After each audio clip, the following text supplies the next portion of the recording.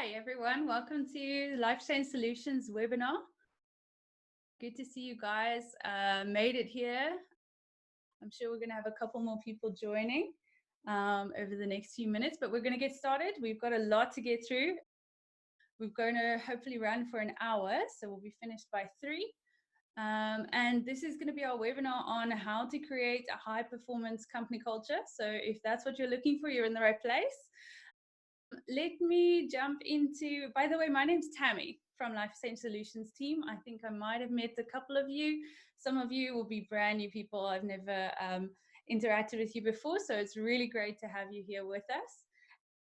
Yeah, I'd like to just jump into some of the rules of engagement. That's how we like to talk about things here with Life Exchange when we get going with stuff. So some of the rules of engagement for today for the webinar. For those of you who are new to Zoom, well done. I'm sure you're getting much more familiar with something like this, the times that we're living in right now. So glad that you made it, glad that you figured out how to download the file and join the meeting. You will find that you've been put on mute and you won't be able to unmute yourself. That's just for us to be able to run this smoothly so there's no issues with background noise and all the rest of it. Just to help you also with navigating around, sometimes it can look a bit funny when you first join in or it's not as you expected. There is different ways of viewing the pictures or the images of people in the meeting. So just look at the top right, I believe, on your screen. Then you can change the views. There's a few views that you can cycle through.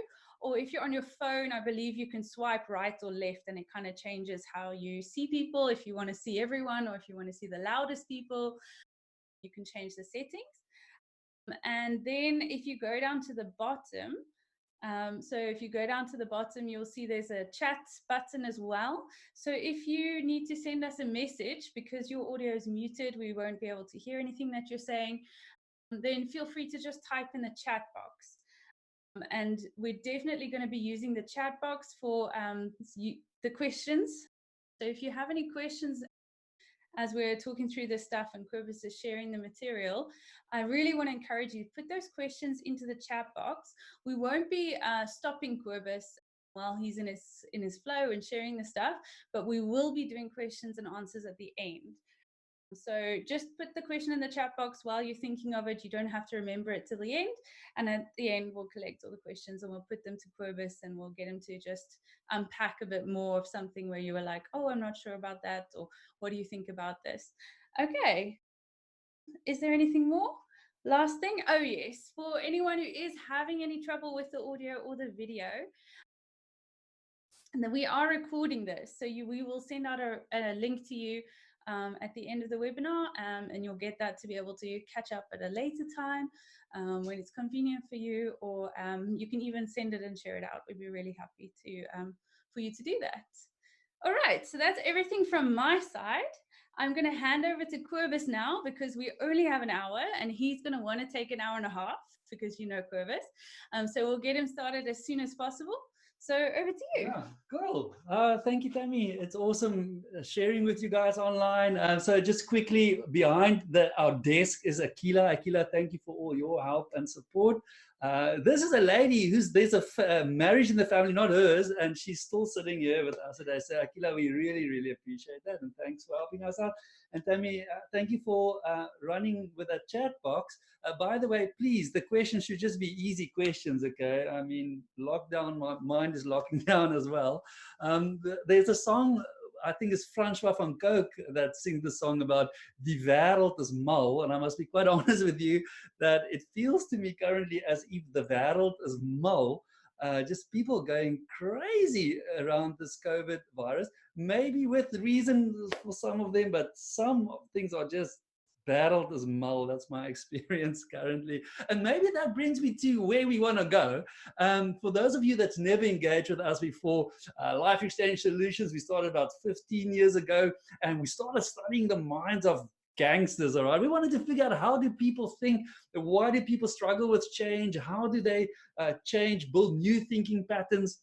And what is the effect on, I mean, you all know what I'm talking about, right? I mean, 1st of January, not so long ago, you were all excited about bringing change in your life and all the things that you decided that you're going to do to bring the change in your life. Those were good things, right? And how's it going, by the way? Why do we struggle with change so much? So for 15 years, we've been researching change from a neurological angle, but then also psychological and sociological, trying to understand how people's minds work. Now, what you might not know about Kobus, because often when I speak, it's about your thinking patterns and your mind and how to get the best out of yourself. But my passion and my desire and the heart of Life Exchange Solutions is actually, how does all of this come together collectively?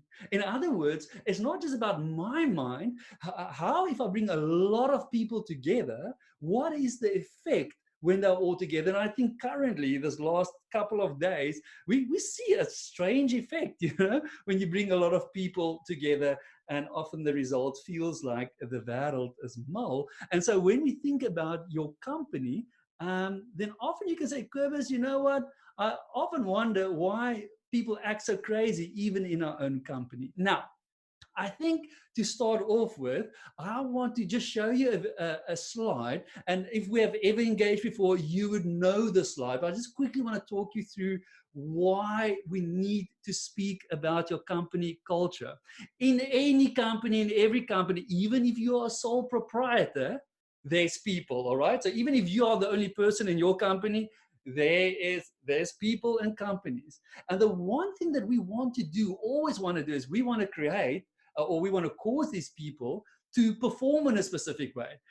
Now, very funny enough, you always want them to perform like you perform, right? I mean, you might only be 5 minutes late, but that other idiot is always 15 minutes late. What's wrong with him, So it's weird. When we want to manage people, it's often, I want them to perform. At least they should perform like I perform. And now we don't get them to perform, And so we've created departments to get people to perform. If you think about human resource management, I mean, human capital, management is, let's appoint people to help people perform better. And so what we have seen over the years is that companies, they've started building these systems, all right? And the idea is that if I can build a system, that system will lead to performance. And so typically, if you think about it, what we do in our companies is we say, we want our people to perform in a specific way. How will we do this? What about working hours? What about we give them the working hours 8 till 5, and if I can get them captured from 8 to 5, they will perform, right? And then people rock up at work, 8 o'clock, they're there at 8, maybe a minute or two late because of a taxi or a train or something. And then for the next hour, they will just walk around like zombies, still quickly doing a like or something on their Facebook, quickly sharing a video, making a cup of tea, and maybe 9:15, you will see that, okay, now they've warmed up, now they're ready for the day. Okay, so now they're going to perform. And then they might work through the day. But 5 o'clock, you do not want to stand in the door, by the way, at 5 o'clock, because it's like a stampede. They will run over you at 5. But luckily, there's a warning time. And the warning time is from 4 o'clock, because they will start fixing their desks and cleaning everything up and preparing for tomorrow, because tomorrow I'm going to work hard. And so now we say, okay, it seems like the system that we have built around the hours is not getting the best out of our people. So what about written warnings? Let's give them some written warnings. Let's use some fear, and the fear might get them going. But now, HR people, you should help me a little bit. I think you can get 2 written warnings in 6 months. That means, 2 in 6 months. That means it's 1 a quarter. It means it's 4 a year. It means you can burn down your business and still work at the business. If you go to the CCMA, they will still, no, I mean, you need to say more written warnings. Okay, so that didn't work so well. So let's try something. Oh, how about we build a system that will appreciate our people? How about we pay thousands of rands on getting team building guys in, and we will do some team building with them and a big year-end function, because if they feel that they are appreciated, then they will perform. And then we spend thousands of rands on people to lift their performance through showing our appreciation. And then you must see some of these people at the year-end function. They take little bottles and put it in the clothes, and they take sweets and hide it in, and kind of walk away with plates. It's crazy. And all that you think is like, why aren't these people performing? There is something wrong with them. Now, there's nothing wrong with them. The thing that's wrong is that we believe that we can create a system to help people perform. By the way, this is just a side advertisement. Next week, there will be a video out from Life Exchange Solutions on the difference between education and development, and we use a bit of the South African taxi scenario, so don't miss that. But there is this, back to this webinar, there's this idea that our systems can drive performance, and if you are stuck in that thinking, I want to really help you get unstuck today and say, your system will never drive the performance of people. So what we do know, and you must understand, our background is one of neurology, psychology. We understand the human mind and thinking. Is we know that it's not systems that drives performance, it's people's actual beliefs that drives performance. Now, I'm privileged to be teaching at some universities in our country. And I just, as I was preparing for our webinar, I was like, oh, this is such a great example. In one of the universities where I'm involved in, it's a specific course, and these people are super strict about managing the student. I mean, you need to kind of manage a student, right? You can't just let them be, because that would be chaos, right? That's the thinking. And so now what we need to do while we're managing these students is they need to attend all the classes. They can only miss 2 or 3 in the year, otherwise it's a fail. And we kind of create all these rules. Oh, and by the way, you can't be late, the doors close. So if you are a minute late, you can't get into the class. And then when you do get into the class, you need to sign an attendance register. And if there's a break time, you come back, you need to sign another attendance register. And if there's another break time, you'll need to send another attendance register. And it's just all this control, because we need to help these students perform. But then while I'm teaching, there are kids sitting in my class sleeping. So they just went through every single, they ticked the box of every single system that's present. And then they would sit and sleep in my class. Or they would be staring at me and they will go like, I'll explain something 3 times. And at the end, they will go like, can you maybe just explain this or this? I'm like, I've just explained this 3 times. Where were you? Because you were sitting there looking at me, but mentally they were not there. So systems, you can have all the systems in the world, they still sleep in the class, all right? So it's not systems that drives performance, it's the beliefs, it's what people hold, the truth that they hold about themselves that leads to performance. And so those students that do engage, that love the class, that wants to be there, you can take all the systems away and they will still be there and they will still engage and they will still love the class. Does that make sense? I'm asking you and you can't even respond, but yeah, I hope that makes sense. If it doesn't, then just send me an email afterwards and I can clarify. So if we think about beliefs within companies and we think about how we can really work with people's thinking, then what we have identified over the years is there are 4 areas that you really want to work on. And that's the personal mastery area of young people, of people in your company. It's the actual company structure that will allow for beliefs to form. It is the kind of leadership styles that you will have in the company that's going to allow people to develop specific beliefs that will lead to performance. And it's the social capital. The social capital is like the glue that kind of binds people together that we regard as social capital. Now, you can take those 4 points that I've listed under beliefs for you on the screen. And if you take those 4 points and you just want to summarize it in one word, then it will be company culture. If you want to shift people's beliefs to turn into great performers, high thinking performers, then it's all going to have to do with how you set up your company culture. So if I can ask you, maybe Akila, just stop share quickly for me. I just see my people again. So this is what I quickly want you to, let's just jump into the word culture. All right, let's just start with culture. And let me give you 20 seconds. And this is going to be my question. I want you to, just in your own mind, and even if you need to write this down, write down, if you have to define the word culture, what would it be? any culture. So if you have to write down an idea of this is what the culture is, quickly write that down for me. I'm going to give you a few seconds. So I'm going to just stand here and look like an idiot while you are doing this.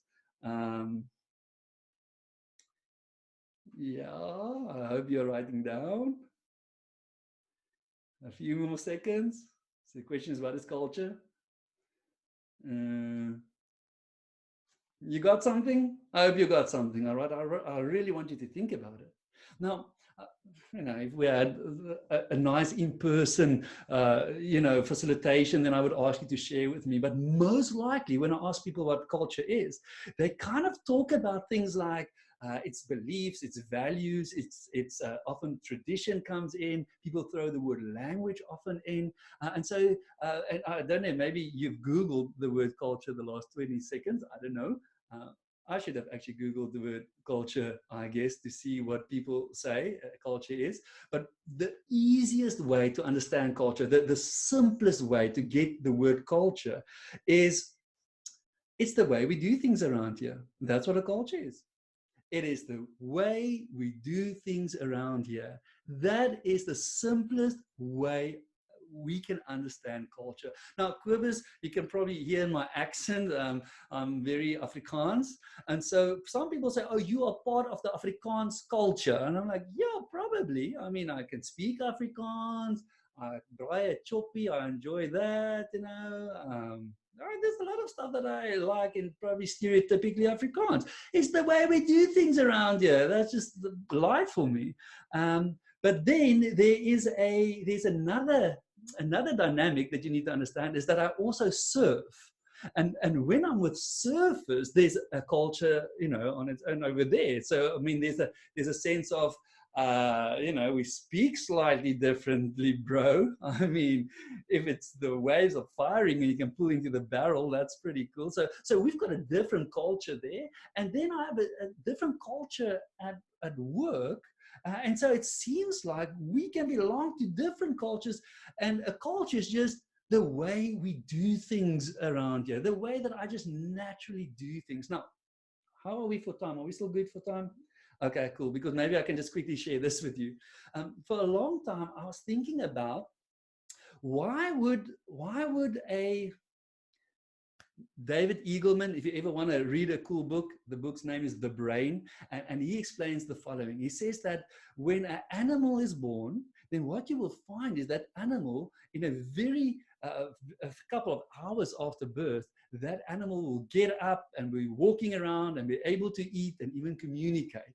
But when we look at the human species, there's something wrong there, because it takes years for some of us to really get going in life, a year or a year and a half before we can walk and talk and do a lot of complex things. And so a big question is like, why does it take us so long? What is blocking us? And it seems like that when an animal is born, they're born with some pre-wired neural pathways.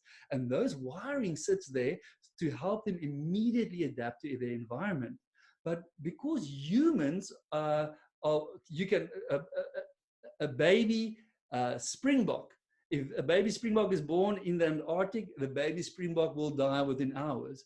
But if a human is born in the Antarctic, it seems like because there's no pre-wiring, they quickly adapt and can become and understand the environment. So your brain is designed to quickly adapt to environment, and when it kind of takes in the information of, oh, this is the way we do things around here, it forms the neural pathways that this is how we're going to operate. And as soon as it's formed those neural pathways, you do not have to think about it anymore. It is just naturally how you go through life. And this is where there's a little bit of a trick or a problem.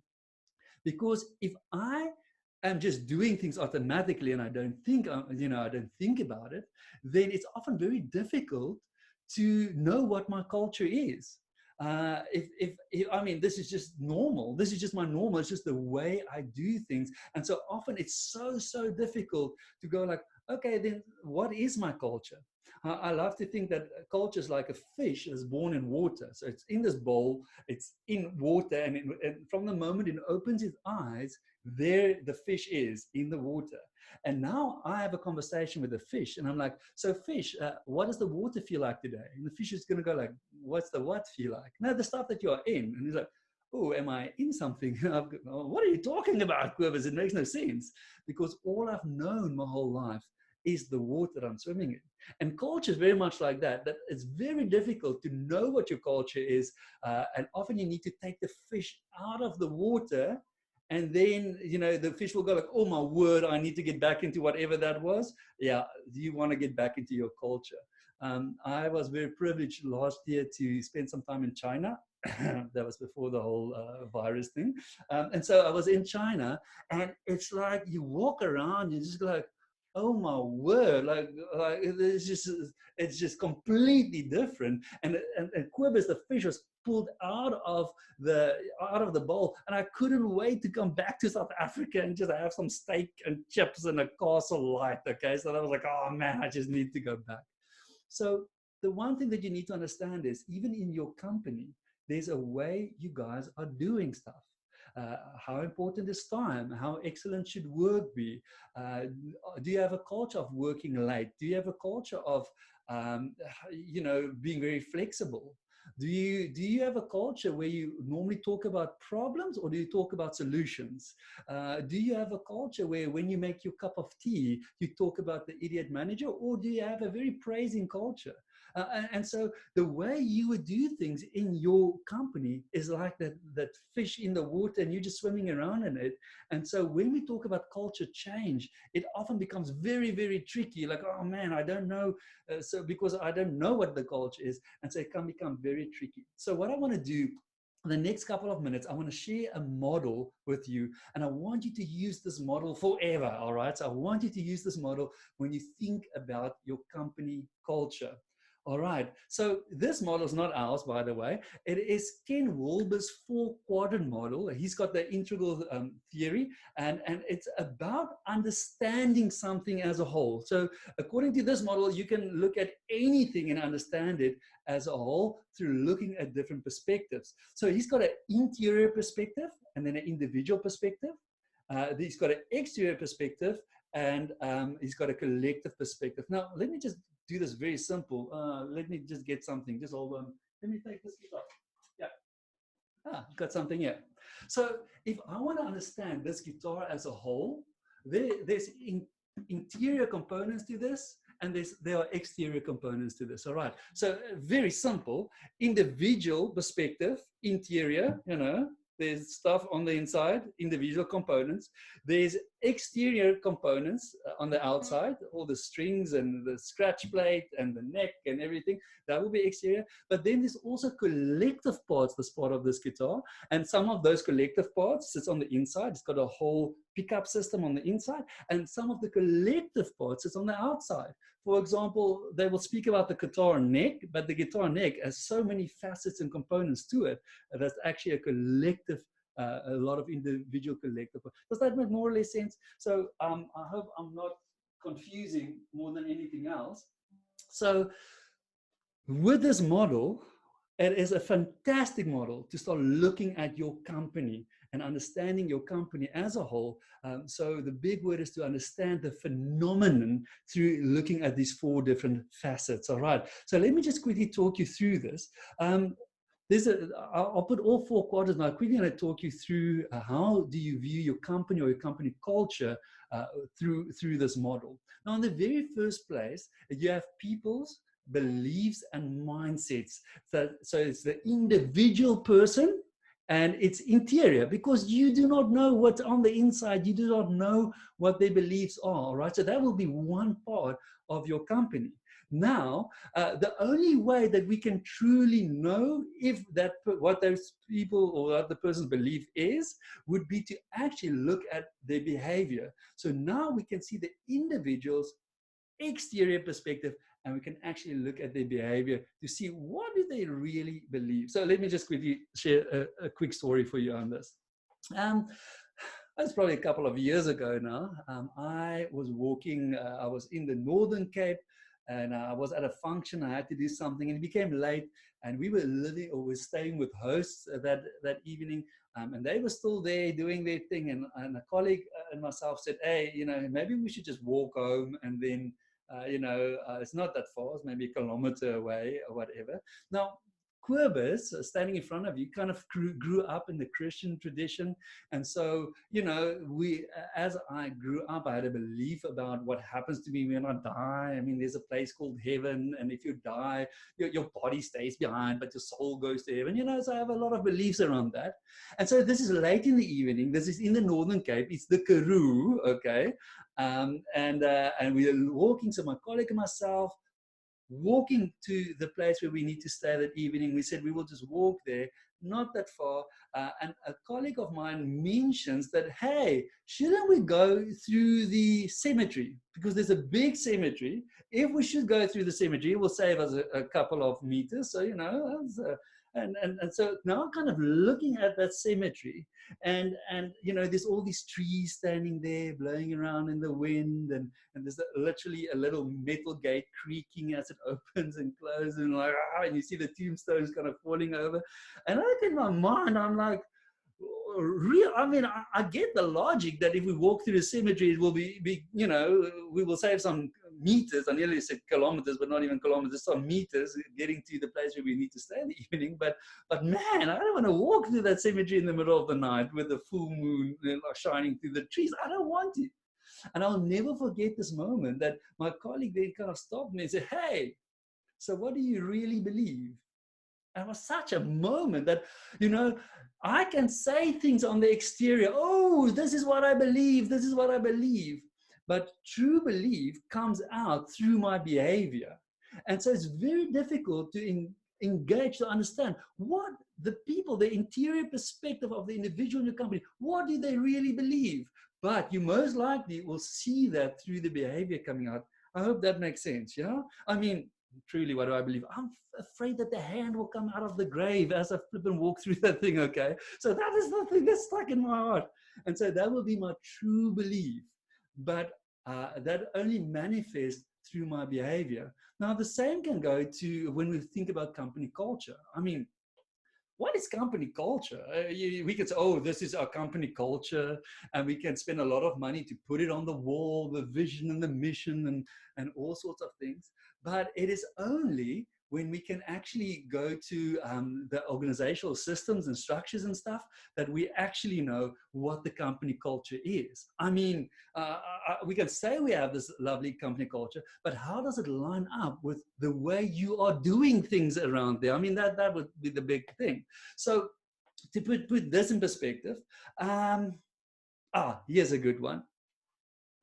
I once visited a bank in, let's not say South Africa, but it was South Africa. But anyway, so I visited a bank, and I sat in the foyer waiting to meet with the HR person. And so there I'm sitting, waiting, and now observing people coming in and out of the bank the whole time.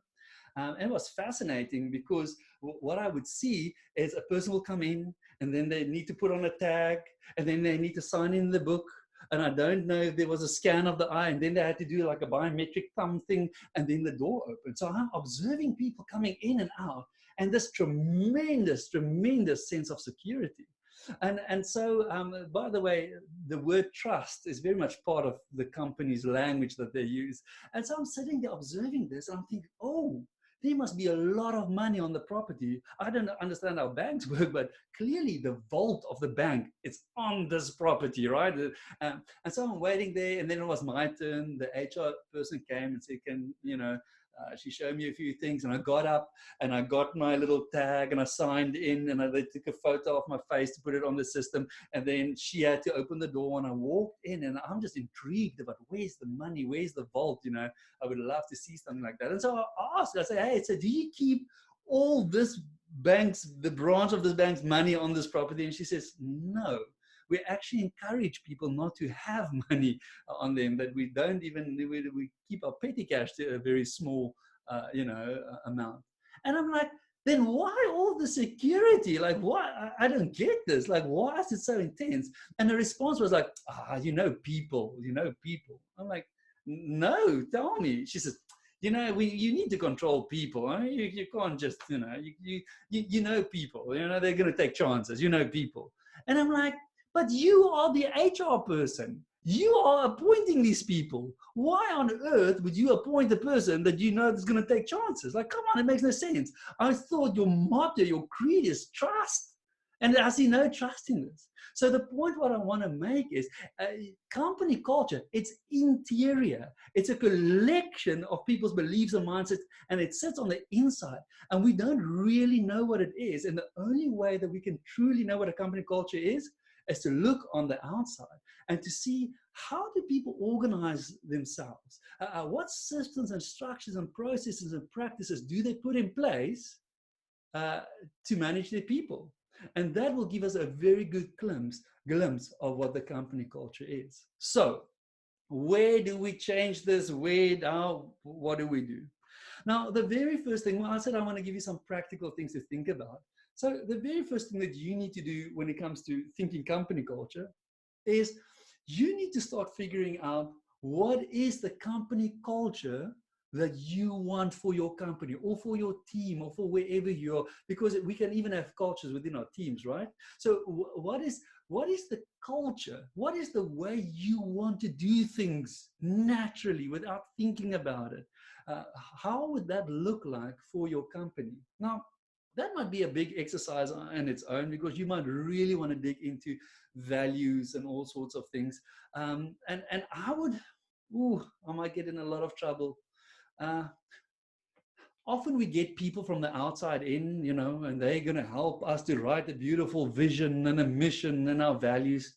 They can't do it for you. You need to do it for you. You need to ask the question, what would this company look like when we are achieving our goals? What would this look and feel like when we are who we said we want to be, when our vision is being realized? What would it look like if our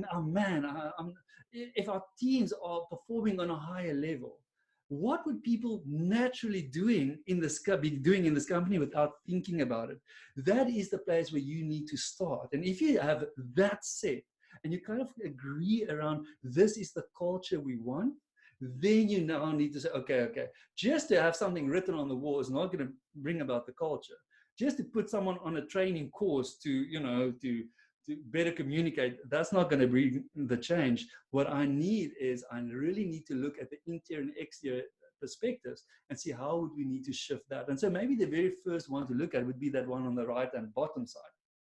And the big question that you need to ask yourself is, what do I need to put in place structurally, process-wise, practice-wise, so that it lines up with the culture that we want? I'll give you an example. A while ago, once again, trust is a big word. Integrity, we love these words to throw out because they sound nice. And so I was sitting in it wasn't a seminar, it was a training session. And they had a big chunk, this group, a big part of the training was around building trust. And so the very next question, when I came up, I said, oh, I really enjoyed the session. It's amazing. Trust is so important. By the way, you guys are sitting in an open plan office. So can I ask, raise your hands, how many of you are from there onwards not going to lock your drawers anymore? And they just laughed. They said, no, I'm going to lock my drawer. You know, I don't want anyone else to come and dig in my stuff. I'm like, okay, then how does that line up with the company culture that you've just spoken about of having trust? So somehow, we need to make sure that our practices, the way we record stuff, the way we do stuff, needs to line up with company culture. If it doesn't, then you will just have this ongoing battle of we want to be this, but then we are practicing it on that side. I hope that makes sense to you, what I'm trying to bring across. Oh, I so wish that you could just say, hey, Cobus, explain that better. But anyway, I hope that makes sense. Okay, so putting your structures in place to support the culture you want needs to be vital. If trust is your big thing, you really need to rethink security. If innovation is your big thing, you really need to rethink how you're going to let people present ideas to you. If leadership is your big thing, you really need to think about how will I allow people put things in place to lead other people, you would really need to bring those two worlds together. Then the top right corner, exterior individual one, you also want to work on that one, all right? So when we talk about role modeling from people with moral authority, is we would love to identify in the company like who will just get this and live this and can really create a picture for us as to what this should look like. Many years ago, we've done a lot of reading, a lot of theory about different company structures. And we came around, we kind of started working with self-management, things, etc. And we just invented our own thing. And it was very tricky. It was very tough to implement it. And then along came a guy with the name Ricardo Semler. If you have never watched his TED Talk, just go and Google Ricardo Semler, S-E-M-L-E-R. I think the talk's name is How to Run a Company with Almost No Rules. And so we came across this guy, Ricardo Semler, that has already been practicing it. And we could start looking at how he's doing it. We could start reading about how he's doing it. And all of a sudden, there was a role model that showed us how we can get to the company culture we really wanted. And so it's great to put things in practice, but then you need someone in your company, a champion, someone that's going to say, okay, I'm going to live this. I'm going to walk with this. I'm going to make sure that people can look at me and see how I put this in place. And then the last component will be the individual interior component. And this is probably the most challenging one. But we would really need to start working with challenging people's true beliefs that sit inside of them. Not the stuff that they say they believe, but the true beliefs inside of them. Because when we can get them to start engaging in a different kind of thinking, oh man, then you get people like, okay, now I see that this company culture we want is not a pie in the sky dream. This is how I want to believe. This is how I want to operate. And then it's very important to kind of explore their beliefs. And by the way, there's so many tools out there that you can use. We often use reflective listening, really training people to listen well, to ask great questions, to really get to people's beliefs. Now, if I can work on those beliefs and I have someone that role model how this should look like, and we get our company practices and structures in line with where we want to go, then the only result that is left, there is no other result, is that your company culture will change into that high performance or positive company culture that you want. So this is not something that someone just comes and, oh, let's have a change in company culture. You literally need to look at all of those aspects to make sure that the company culture shifts. And one last thing, I think I'll wrap up with this, unless I guess we can allow for questions. But one last thing is you need to understand that these things are so interconnected that putting things in place will affect the role model, that will affect the beliefs, and the beliefs will affect the company culture, which will affect the role model, which will make sure that we have our systems in place that will affect the interior beliefs of people. So they are so interconnected. It's not like, oh, let's spin the bottle and let me choose one of these. It is, you need to understand that they are very, very interconnected. So let me just wrap this up. Your company culture is the way you do things around here. It's just, without thinking, this is just what we do. All right. And often we think that, hey, if we have a lot of systems and things in place, we will drive performance, but it doesn't drive performance. Company culture drives performance. If you have a high performance company culture, then that is the way people will function, and that's the way they will operate. And to make sure that you look at your company culture from all facets, to make sure that you address this, if you want to bring about change, you really would need to get your system to line up with that company culture. The exterior side, the role modeling needs to line up, and you need to challenge people's beliefs. And most importantly, to make sure that those three line up, is you really need to make sure that you understand where you want to go with your company culture. Oh, by the way, I don't know, this is probably not good marketing, but I'm just a facilitator, and they said, Quivers, we do webinars for free because then you sell. So they said, you need to sell something. Okay, so this is what I'm going to sell then. Okay, I'm clearly not the salesperson. So by the way, this is what we love. This is why we get up in the morning. You know, I personally am a facilitator where I love taking teams and challenging their beliefs and what they do. I love. We've got a beautiful mentoring. Oh, and you need to watch our next webinar. But a beautiful wonderful mentoring program where we identify champions and we show them how to kind of connect with their mentees and help them to understand a high performance culture. And then often we sit with companies, we just look at their structure and we show them what we know works and doesn't work. And so this is why we get up in the morning, is to help companies change their cultures into a high performance culture. Did I sell that okay? Is that a sale? No? Okay. Oh, you can do this on your own, by the way. You don't need us. But we can help you, obviously, with this. I think that's it for me, Tammy. So I don't know if there's questions. I don't want to go on too long, and then there's a lot of questions that we need to answer. So can I call you back up? And then, yeah. Yeah, so I did have 1 or 2 questions that came through on the chat. So I'll just give people a little bit more time to put some more questions in now. So if you've got a question, you haven't put it yet through on the chat, please just add it, and we'll start putting some of the questions. I've also got some of my own questions for you. So yeah. And then also, I mean, I felt like, geez, man, I need people to frown and shake their heads and so on to know what they're thinking, and I'm not getting this. So I felt that every now and then I'm just like somewhere else in the world. Is there anything that you feel I should just maybe clarify while people are thinking?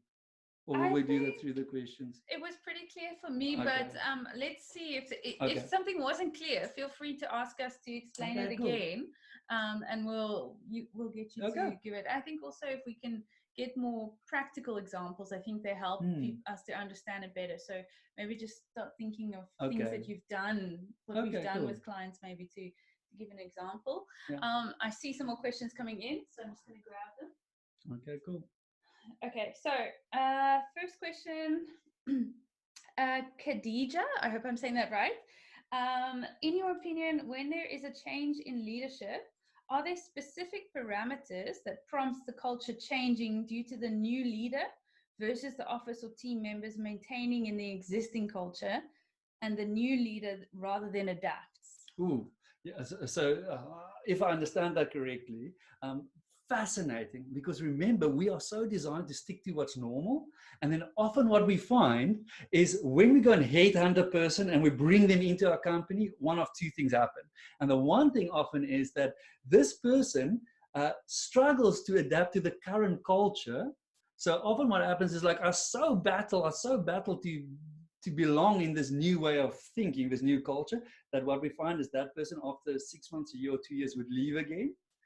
Or what we find often is that person just becomes like everybody else. So like we often get this leader thinking like, oh, he's going to take us to the next level. And then after a year, it's like nothing really changed. We got a new that, but yeah, people are still the same around here.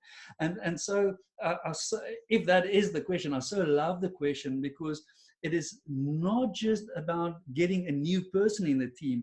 It's getting a person in the team that would understand as to how do I lead people into a new culture? How do we set this new culture? How do we change this dynamic to lead them there? Because otherwise, you might just have a leader that's just stuck in the way we do things around here, and there's no real change. Yeah, I think that just leads me to a question that I was already thinking about in my head about the 4 blocks. Could you just focus on one of the blocks, and would that change your company culture, or do you have to focus on all 4? Yeah, so great question. So I think the answer I want people to leave with is you actually need to change. You actually have to look at all 4, because what does it help that I challenge your belief, but we trust you, we so trust you, and you trust, and now we trust, and we've gone through all the trust exercises, and I will catch you, and now you trust. But by the way, the system didn't change. So can you just check her handbag, please? Just make sure that she didn't steal anything.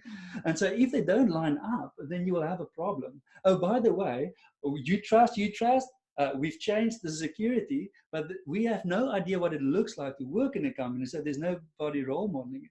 So ultimately, you want all 4 dynamics to play along. However, you need often to just start somewhere. This could be a year, 2 year, 5 year thing to change a company culture. And so often you just need to start somewhere. And often just to start at a specific block will make a big difference. And it will maybe not bring about the big picture that you want to see in 5 years' time, but it might just help to change things with 5%. And if we can change 5% this month and 5% next month, then come June, July, we have a lot of percents coming together to bring change. Yeah, so it's more about like the expectations of bringing a new person to a team might have a little bit of an impact, but they're not going to change everything for you overnight. Oh, but then I don't know if I'm allowed to mention company names and stuff. Let's do some free advertising. It is shut down. There are a few people that I just really admire, and one guy would be like Andre Labuschagne from Kevin Maan. That he's a leader with a mindset on company culture is important.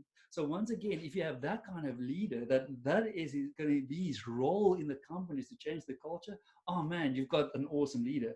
If you have a leader coming in, and my job is just to manage the person and help them to stick to the system, sorry for you, I'll pray for you.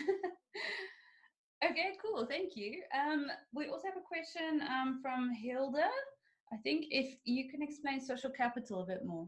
Social capital. Okay, so Hilda, here's something she will explain this way better than I do. If you go onto Google and you type in Margaret Heffernan, I think. Oh, you're putting this on the chat box. Heffernan, Margaret Heffernan, and the TED Talk's name is something with a pecking order. So Margaret Heffernan, pecking order TED Talk. She has a brilliant talk on social capital. But social capital, there was a time, there was a worldview, and people that do worldview studies, they talk about orange worldview or achievement worldview, and that is where companies kind of operate like a machine. It's just a machine, you are just a cog in the wheel, and by the way, if you're not functioning, we're going to remove you and I'll put another one in there. And it's very much machine-like thinking. And the problem is we really start seeing people achieve a lot because they're working hard, they're moving forward, but the feeling of I'm just a cog in the machine really then eventually got to performance, because why should I work this hard? I'm spending all these hours at work and not with my family, and for who's getting rich, and I'm working so hard, and so out of that kind of, I want to say, unsatisfaction or dissatisfaction that people had, we saw a new movement. And so that new movement is called pluralistic, and they often talk about green or pluralistic, and that is, hey, we should care more about each other. That if I take care of you, and if I really care about your child at home that's sick and I'm going to make a plan, then most likely your performance will be better as well. And so that taking care of that, how do we connect better? How do we make sure that you don't feel like a cog in the machine, that you feel like you're part of something bigger, that you feel purposeful? All of that, they will talk about social capital. So they would say the glue that sticks people together in a company, that is social capital. And why they call it social capital, by the way, is that in studies, they start seeing that if I start investing in those kind of things, then it seems like our profit margins go up as well. So this is not just me wanting the team to be happy. If I can truly invest to make people connect more, then our profit margins go up. And therefore, they said the social capital investment becomes so important for companies. Yeah, I think in her TED Talk, there's actual specific numbers about like a 10% increase in profits just from 10 minutes more chatting in the break times or something like that. Yeah. But watch the TED Talk. It's a great TED Talk to watch. There's another great question that came in. How would these 4 blocks be implemented if you're alone in your business? Bye. No, you know what? Even when you're alone in your business, it's so important to start figuring out what is your company culture that you want. No, it's just you, but what is the culture you want? So remember, it's just the way I do things around you, So am I a person that is very organized? Is that the culture that I want? Do I want to, a culture that my client comes first? And so if they email me within 10 minutes, I respond. So once again, you will start with, if your business is running really successfully, what would that look like? So that's where you would start. And then a super cool activity to do is to ask yourself, okay, so now knowing what I want, what systems and processes do I need to put in place to get there? So that's number one.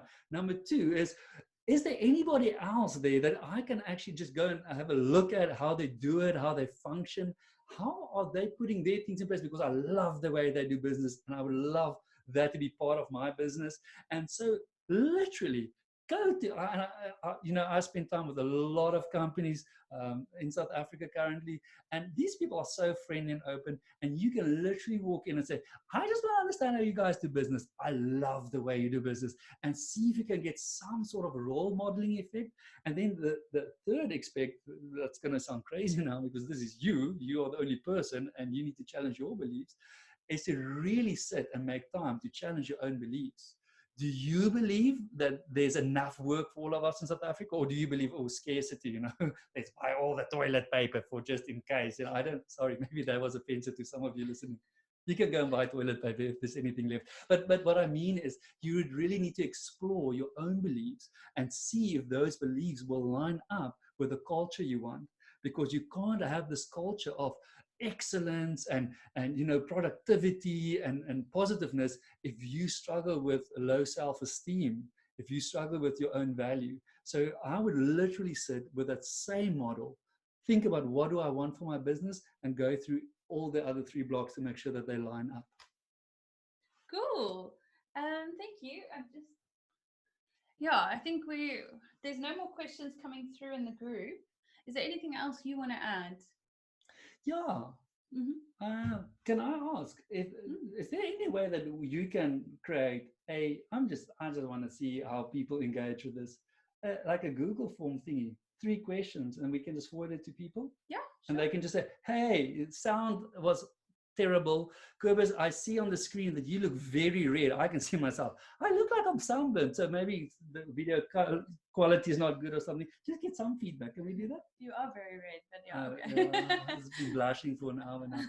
Yeah, would you be able to do that? We can okay, do that. So then the only thing that I would like to add is we've been planning last year that we just want to get information out there as much as possible. We are passionate about seeing people change, seeing companies change, seeing things change, and we want to do better every time that we do this. So if we can get some feedback from you as to how we can do this better next time, I would love to see that, so that we can just keep on feeding you all this cool stuff about how to change yourself and your own companies. Bye. Yeah, so anyone who doesn't know about us, Life Exchange Solutions, if you go to our website, you can learn a lot more about us. But just specifically, we do come into your business, and we have neuromanagement training workshops. That's where Kobus comes in and does a lot of fun stuff with your people. We also have been running mentoring programs for over 10 years now. So we really know what works, what doesn't work, how to go about designing something, how to start something, how to improve something when it comes to mentoring. And we also do some strengths coaching and development. We can do that with individuals. We can do that with teams. And of course, we love to get engaged in the organizational design space and just start talking about how you can make small tweaks or big tweaks to processes and structures, and how that can really result in big changes in how your people engage in the workplace.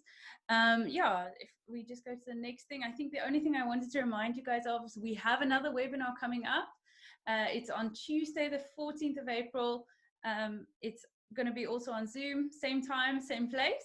And we'll be talking about coaching versus mentoring. So this is quite a interesting topic, I think, especially, this is how we began. We got very excited about mentoring as an intervention and how it can really grow and develop people. And then there's often a lot of questions when it comes to, well, coaching and mentoring, are they the same thing? Are they different? Which one should I be using? What results in what? And those kind of things. So we're going to answer, we're going to tackle that topic and answer a lot of those questions in our next webinar. So make sure you book the date today on your calendar, but you'll be getting more emails to invite you to that if you're interested, and we'd love to have you there, and hopefully get a lot more feedback from you guys about how we can do our next webinar better than today's. Yeah, so that's everything from my side. Was there anything else? Oh yeah, if you want to get in touch with us, you can go to our website. We're always producing new content on there. We've got an awesome blog. We've got email solutions@lifeexchange.co.za, and you can give us a call. And if you ever just want to chat over coffee, okay, well, maybe we'll have to have coffee separately over Zoom or something like that at the moment.